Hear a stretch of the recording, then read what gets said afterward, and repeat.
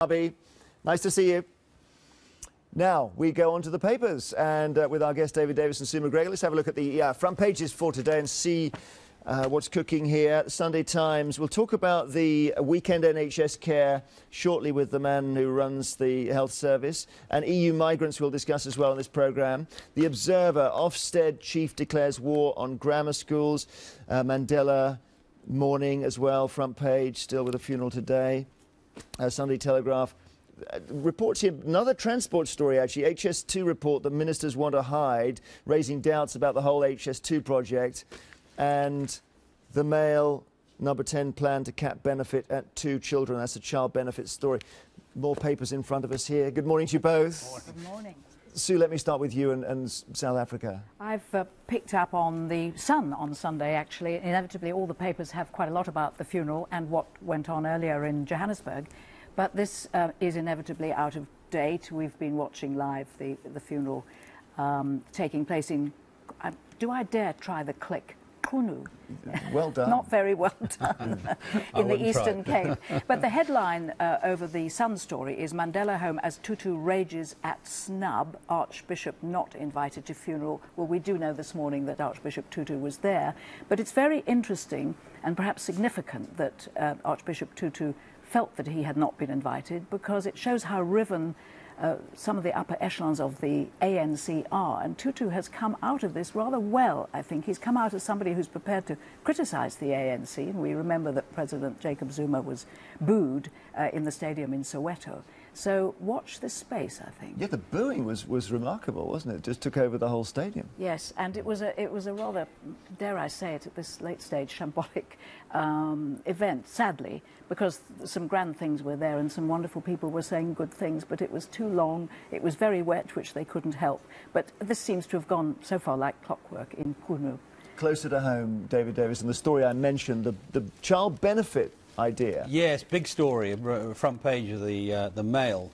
This is one of the issues that's going to be a big issue in the run-up to the next election. The whole question of welfare generally, the demand really from the economic demands to cut the size of the welfare budget, and this is a highly contentious one. The idea of cutting all benefits beyond 2 children, and it's a kite-flying exercise. It's clear. I mean, the number 10 thing. This is actually it's an article written by Nadim Zahawi, but he's a man who's in high regard by number 10. So what's going on here, I think, is the government, the Conservative Party, are trying to see whether this is popular. I think it probably will be, because people do want to see us be tougher about welfare. And they've got some huge amount they think they'll save with that. There was another floating around, 12 billion at some point, but you know, that doesn't relate to this. This is much smaller than that. But this whole area, the welfare toughening up so far, tightening up so far, has been very popular and actually very effective. And this will be one which will, I think, divide the parties. Sue, we're going all over the place here. The China moon landing. Well, yes, all the papers have got that. The rabbit has landed, Rabbit Jade.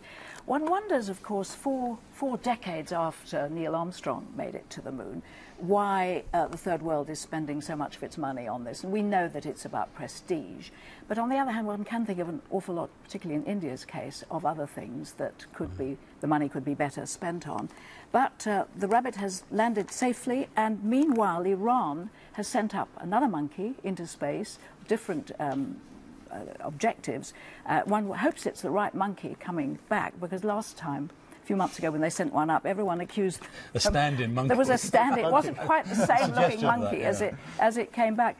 But Europe needn't feel left out of this moon landing story, because the Independent on Sunday has one about, they headline it, "One Small Hop for Mankind," referring to the rabbit.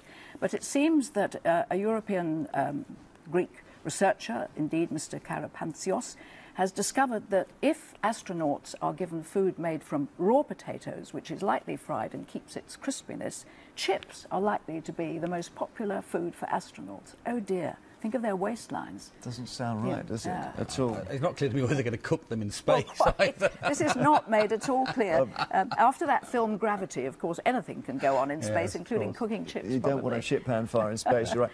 David, you've got... Now, let's go to this EU immigration story, which we'll talk about later with Duke Ramuna. The Bulgarians, Romanians coming here from January the 1st.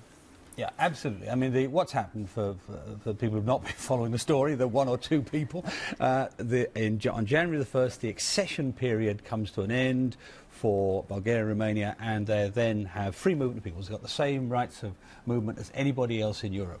And huge fears that there will be thousands, tens of thousands, if you believe UKIP, hundreds of thousands of people coming into Britain, and it's become a huge, contentious political issue.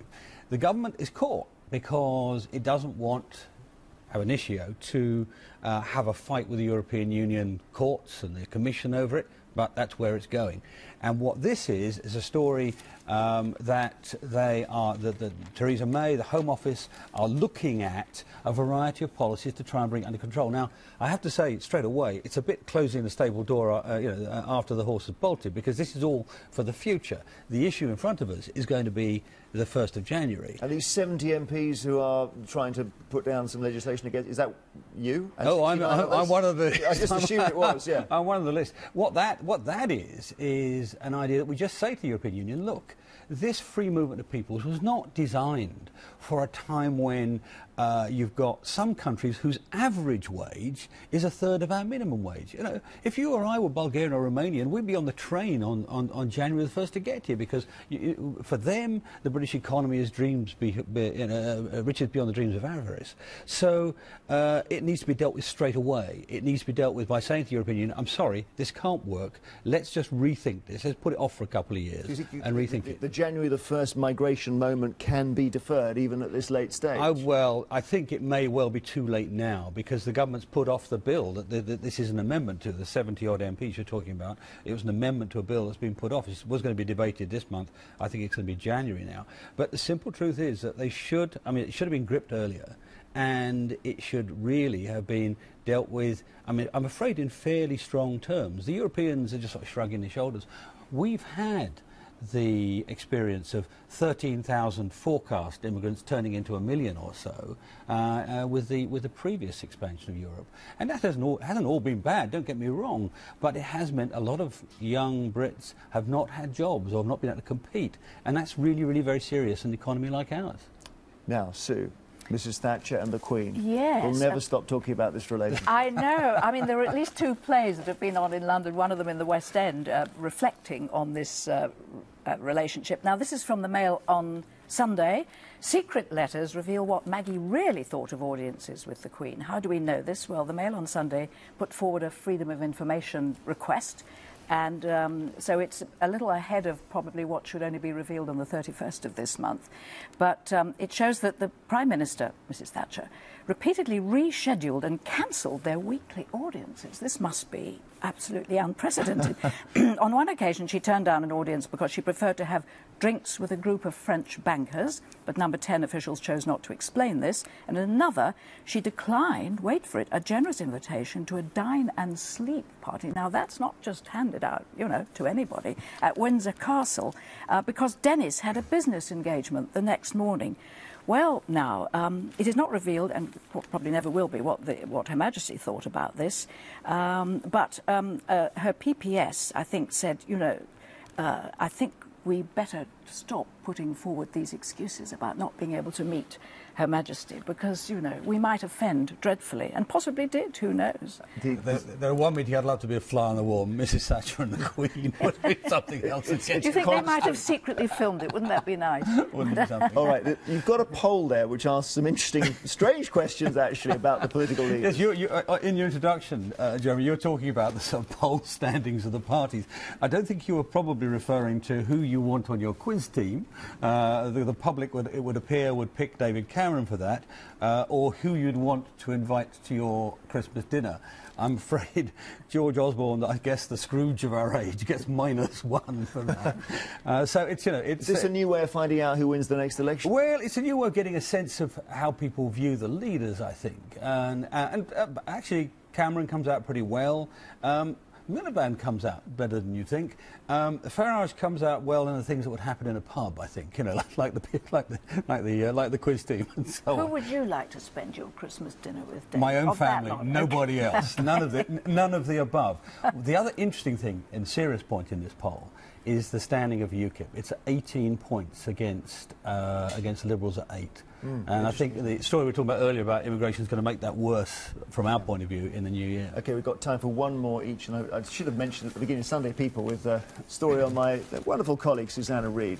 Oh, she's doing you want to talk about her and women on TV? I would love to talk about her because I think she's done a fantastic job and she may well win Strictly, yes, next week. But I'd like to just lower the temperature a bit and mention, if I may, because there's very little about it. I had to scratch around about this huge story, in my view. The Independent on Sunday has reflected the execution of King Jong-un's uncle, Jun Song-tek, which has startled the world. It's slightly gone out of the papers, but the Independent on Sunday has got a former British ambassador, John Everard, to write a little piece about it.